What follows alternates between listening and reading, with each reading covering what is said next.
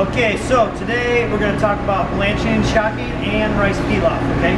So blanching and shocking, what we're going to do is we're going to take our carrots, and the first thing we're going to do is we're going to cut them and make sure they're the same thickness. I can't have ones that are really thick and ones that are really thin. They won't cook evenly. It has to be about the same thickness, right? The process of blanching is simply taking the vegetable, dropping it into boiling water or hot, simmering water, and cooking it. You want to cook it until it's about 3/4 of the way done. That's blanching. When you're done, then you're going to take it out. When the vegetables are done, you're going to take it out and you're going to put it over here in ice water, and that's shocking. And that will shock the vegetables and stop the cooking process. Very much like if you burn yourself and you put it in ice water, it stops the burn. This will stop the cooking process. The reason that we do this is because when we're going to serve an entree in a restaurant, if I was to take yellow squash and peppers and carrots and broccoli, put them all into the exact same pan at the exact same time, all raw, there's no way that they'll all be cooked the same amount. The carrots won't be even close to being done, and the yellow squash and the peppers will be mush by time we're ready to serve. So this way we kind of pre-cook them, stop the cooking process, and then we reheat them right before they go out, so they're all cooked the same. Next thing we're going to talk about is rice pilaf. Now, the difference between a rice and a rice pilaf is that a rice pilaf has onions and herbs added to it, and it's sauteed. The rice is sauteed before you begin the process. Other than that, the process is exactly the same as making just plain rice.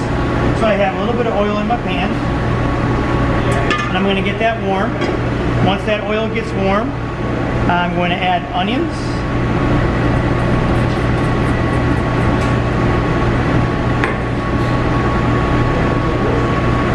I don't want to lose my orders. And I'm simply going to saute those onions. That's all I'm going to do. I also have pesto.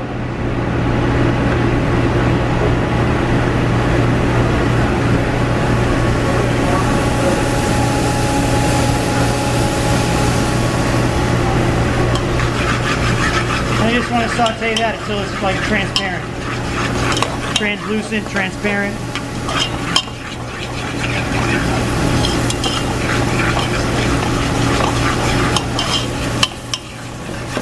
Now when you're making rice, the ratio of rice to liquid is, see this? 1 part rice, 2 parts liquid. So if I have 1 quart of dry white rice, I need 2 quarts of liquid. All right, my 2 quarts of liquid is a chicken stock that we made yesterday. Ooh. So I pour my rice in, stir that around, saute that a little bit with the onions and the basil. Not looking to cook the heck out of it. I just want to kind of coat it with the oil. Start the cooking process.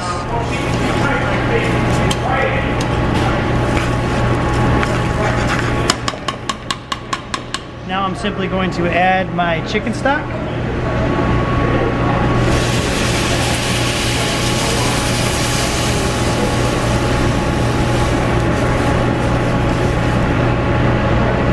So what's going to happen in the process? I'm going to stir this around. What's going to happen in the process is this is going to come to a boil. Once it comes to a boil, we're going to turn it down to a simmer. All right, the difference between a boil and a simmer is boiling is at 212 degrees. A simmer is between 150 and 180. You want little tiny bubbles. You don't want it all fast and furious. You want little tiny bubbles. Right? So we're going to bring it to a boil first. Now, 2 things are going to happen. One is the liquid is going to evaporate. As it heats, it will turn into a vapor and it will evaporate. The other thing that's going to happen is the rice itself is going to absorb a lot of that water. If your water or your chicken stock doesn't have a lot of flavor, then your rice won't have a lot of flavor. So at this point, before I go any further, I take a spoon and I taste the stock itself. And it doesn't have a lot of flavor. It's got good flavor, but not a ton of flavor. So at this point, I'm going to add a good amount of salt. Because one of the things that I did when I was at the Culinary University of America was we had the class on basic skill development, and I made my rice, and I walked up to the chef, and he's supposed to taste everything, and he threw a spoon at me, and he told me to go get a spoon, and he told me to just stand there and eat. And it wasn't very long before I realized I had not seasoned it at all, and he said never do that again. And from that point forward, I always think of him, Chef Peter Faulkner, when I make rice. That's got a good flavor now, so we're going to let that come to a boil. When that comes to a boil, we're going to turn it down to a simmer, and we're going to cook it for 12 minutes. At the end of 12 minutes, we're going to double check and make sure that that all the water is gone, all the stock is gone. All right, now we're going to go back to our carrots. Now I can see by the color that they've already changed color, and I can usually pick it up, and I can tell that they're soft and pliable, so they're ready to go. So what we're going to do is shake as much water off as we can. We'll go over to our ice water, we'll put them in. All right. We're going to make sure that the carrots go underneath the ice itself. And it's perfectly fine to have extra ice on the top. We want to stop that cooking process, and we'll let that sit and rest. And if the ice doesn't completely melt, we can take a spider or a skimmer and take the ice off the top, drain the water off, and then you'll see later we're going to have our broccoli, we'll have our carrots, we'll have our peppers all lined up. And when we go to do an order, we're just going to simply reheat them in water real quick, toss them in some salt and butter, and out they go. Okay? Alright, so as you can see, the rice has come to a boil. So what I'm going to do is I'm going to turn the temperature down. And one thing you have to be leery of is that BTUs, and don't ask me what BTU stands for because I don't know, but you have to get used to the oven or the stove you're working with. Some, when you turn it down, the flame looks bigger, and it's not. So this is more of a simmer. So what I'm going to do now is I'm going to cover this. Right? I'm going to take out my cell phone. Not now. I'm going to set my timer for 12 minutes.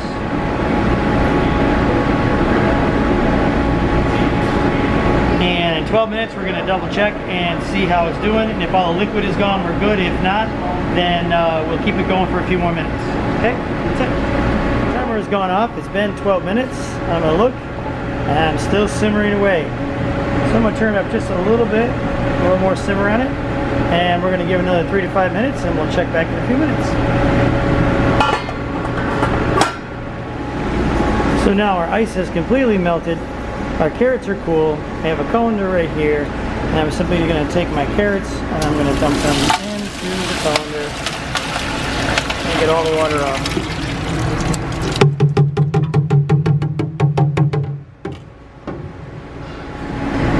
Alright, so it's been about 3 or 4 minutes. Remove the top now, and you can see that the water is all gone.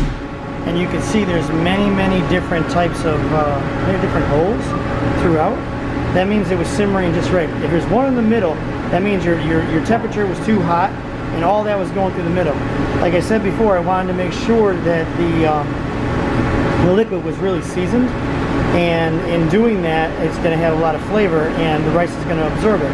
You see all these different little holes. That means the liquid was coming up in different little spots. Therefore, seasoning all the rice, not in just the middle where it's just going to season that one part and the outside doesn't get that same seasoning. So now we'll take our spoon, double check. There's a little bit of moisture still in there, and that's fine. Because what we're going to do now is, whoops, can't see when it gets all steamed up. What we're going to do now is I'm going to stir this around, make sure all the herbs are incorporated, and I'm going to let that sit on top of the stove, turned off, for 5 minutes. And then in 5 minutes time, I'm going to take it, I'm going to put it in my steam table, and I'll be ready for service. Blanched our vegetables, we shocked our vegetables. We did the carrots in front of you. You can see right here inside of my steam, or my fridge, I have my mise en place. I have my broccoli all set, my carrots all set. I have yellow peppers and red peppers all ready to go. I have a refresher pot on the stove. It has a basket inside of it, and it's got the water and it's simmering away. I have a saute pan ready to go, and I have room temperature butter. So when the order comes in, what I'm going to do is I'm going to take the butter. I'm going to put it into the pan, right? I'm going to take some of the vegetables, a handful of each, and I'm going to put them into my water. Once the butter melts, I'm going to shake off the excess water, put it in my pan, hit it with salt and pepper, and I'll be ready to serve. Alright? Alright, so, we talked about blanching and shocking. We did the carrots, we blanched them, we shocked them. Now inside of our refrigerator, we have broccoli that's been blanched and shocked, carrots, and peppers, yellow and red, that do not need to be blanched and shocked. So the purpose of doing that is so when we cook them, they're all cooked the exact same amount of time, and they're all done at the same time. So the first thing we're going to do is we're going to take room temperature butter. It's important that it's room temperature. If it's cold, it takes too long to heat up. Dump that into the pan, turn your pan on. Alright, so my pan does not want to work. So I'm going to do this. Alright. So, my pan is now going. I'm going to take a little bit of my broccoli, a little bit of my carrots, excuse me, and just a little handful of each of my red and yellow peppers. That's it. Okay. Now, the key thing here is the vegetables are already cooked. You don't need to re-cook them. All you have to do is get them warm again. Just plain water, nothing else, nothing special there. When you're using a side towel, best thing for you to do is take your side towel, fold that in half, and then fold that in half. So you have 4 layers, and it's nice and organized, so when you're grabbing your pan, you're not all over the place, and you don't run the risk of burning yourself. You also want to make sure your side towels always stay dry. Do not use a wet side towel. Water conducts heat, and it will burn you. Now, the other thing that I want to caution you about is, this is metal and it's on the stove. Please don't assume that it's not hot. Everything on the stove that's metal, you assume it's hot. Always either use a pair of tongs or a towel to grab anything you want to use. So once the butter has melted, the vegetables have been there plenty long enough to get hot, and all you have to do is shake them back and forth, get the water off, much as possible. If you bring water over here and it hits the grease, the butter, it's going to flame. All right. Now, one of the questions I always get asked is, why do you use butter and not oil? Oil is gonna not give as much flavor. Butter does not have as much of a high smoking point, but all I want to do is get it hot. A little bit of salt and pepper, and that's it. That's all we have to do for our vegetables, brown and round. Now, please note the nice bright green of that broccoli. It's not overcooked. It's not like army green. The vegetables are nice and bright. Right? You're leaving a lot of nutrients in there. And that's it. No color. There should be no brown at all, right? And then all we have to do, I'll put this over to the side. It takes just a second. Time on the table. Grab my roasted chicken. Get a nice big one here. Put the roasted chicken in there. Whoa. All right, I'm gonna slide down. I have the steam table ready to go. I have my spoon. What I'm going to do is I'm going to put a nice base on the bottom here. Then I'm going to get a 4-ounce cup. I'm going to take my rice, put my rice into a 4-ounce cup. I'm going to smash it down nice and tight. Alright? And I'm going to go like that. So I have a nice round that looks nice. Do the best we can with to-go meals to make it look attractive. Alright? I go back in my baking. Now I simply bring over my vegetables. And I put them into the last bay here. And again, I'm looking for bright, colorful, festive. I want them to open up and say, wow, look at those vegetables. All right, you can put a little bit of that butter on there, just a little, don't go crazy. Right? And that is exactly how I want you to refresh and heat and serve vegetables that are blanched and shocked.